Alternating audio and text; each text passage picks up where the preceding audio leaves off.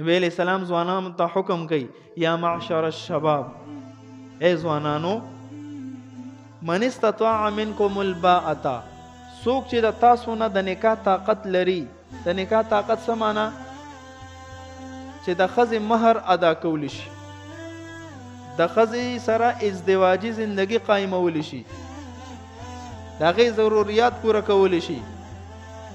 او ته یې نوجوان فلیتزوج، فورا نکاح وکړه.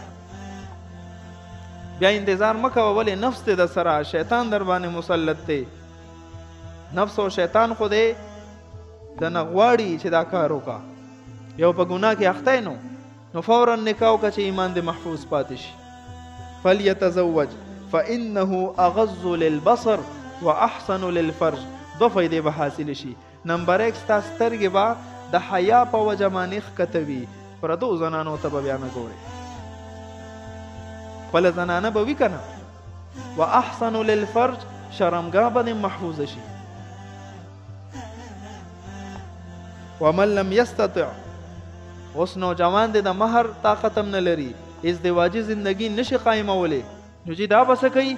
فعلیه بالصوم، دا دی بیا روجې نیسي. یخنۍ موسم د ورځې لنډې روجې دی نیسي، چې روجې نیسي فایده به سي. فانه له وجا، د دې روجې د برکت په وجه د دغه شهوت والا قوت به ماتیږي، روجې سره دغه قوت ختمیږي، نو دا به د الله په فضل محفوظ پاتې. خو دې کې غور وکړئ، ګوره نبی علیه السلام زموږ د معاشرې د اصلاح دپاره څومره ښکلې آداب فرمایلی دي. رسم رواج ته د منځ نه وباسه، نو نکاح داسې ښکلې اسانه ده. زموږ ودونه 3 ورځې خو اصولي دور سره مقرر دي.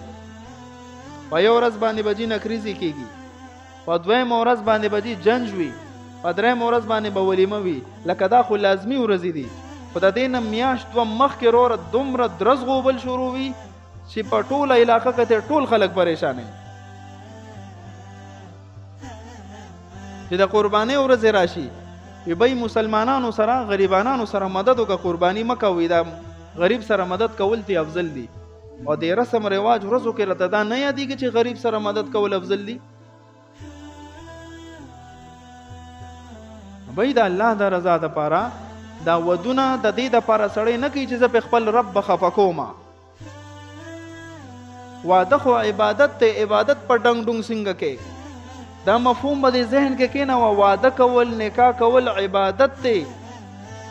لکه کله داسې شوي دي چې زه موز لزم ځان سره دمال والا بوزمه، دا سمجھ کې نه راځي.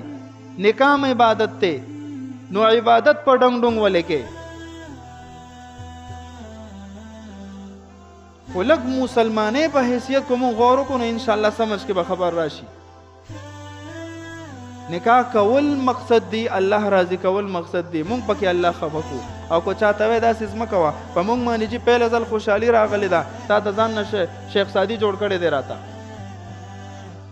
الټه دې ملامت هم کی، د ځان نه د شیخ سادي راته جوړ کړی دی. ډېر نصیحتونه کوي، خپله چې دا چل دې کړی نو په خپل دعوت به دې مستومانه کی. کم از کم خبره خو واوره که نه، الله ولی. نو بیا د دغې خلکو جوړ هم نه راځي. ښځه او خاوند د واده نه پس داسې په لانجو ووړي، دلي نفرتونه پیدا شي، د هغې نقصانات دي.